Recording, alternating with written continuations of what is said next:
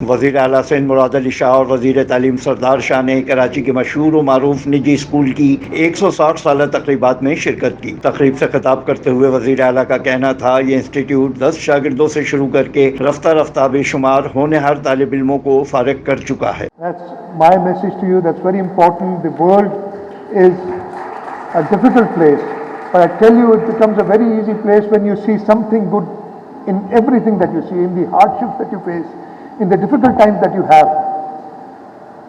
I'm sure the Almighty has something good in it for you. So that will be my message for you today.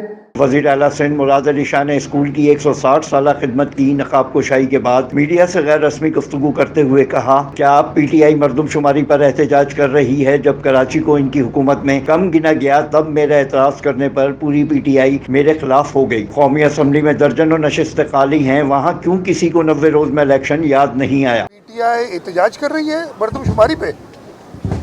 مجھے بڑا عجب محسوس ہو رہا ہے کہ جب کراچی کو 1 کروڑ 60 لاکھ گنا گیا تھا، پورے سندھ کو 4 کروڑ 70 لاکھ کے قریب گنا گیا تھا، اور میں نے اس پہ احتجاج کیا تھا سی سی آئی میں، تو پوری پی ٹی آئی میری جان کی دشمن بنی ہوئی تھی۔